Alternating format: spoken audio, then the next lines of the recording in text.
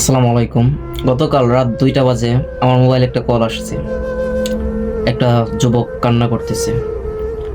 ভাই কান্না করো কেন? ভাই আমি জীবনে কারো পেটে লাথি মারি নাই, কারো ক্ষতি করি নাই, তারপরও ভাই মানুষ আমাকে খারাপ বলে। ভাই এটা নিতে পারি না। আসল কথা হইলো যে সকল মাছে গু খাই পাঙ্কাশ মাছের নাম, অথচ পাঙ্কাশ মাছ কিন্তু কুয়ের ধারে কাছেও চাই না। যারা তোমাকে খারাপ বলে তারা হচ্ছে সব থেকে বেশি খারাপ।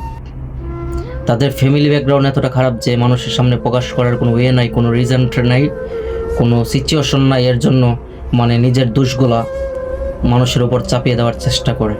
আসলে কি, একটা ছেলে বা একটা মেয়ে যখন বুঝের হয়ে ওঠে বা একটু বড় হয়ে ওঠে, এই সমাজ তাদের পিছনে ওইটা বইরা লাগে। সমাজের কিছু মানুষ খায়া না খায় আমার এই মানুষগুলার পিছনে পড়ে থাকে। একটা বাচ্চা যখন বড় হয়ে ওঠে, বুঝের হয়ে ওঠে,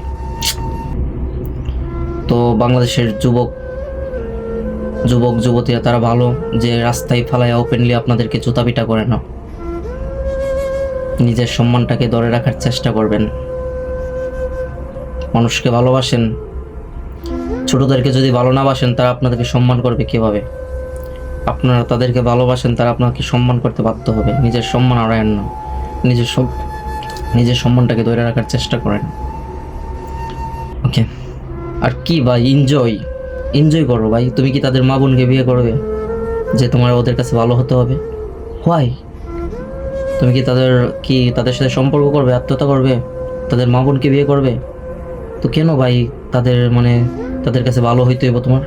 enjoy, understand? Best of luck. আসসালামু আলাইকুম। ভালো থাকেন, সুস্থ থাকেন, আল্লাহ হাফেজ।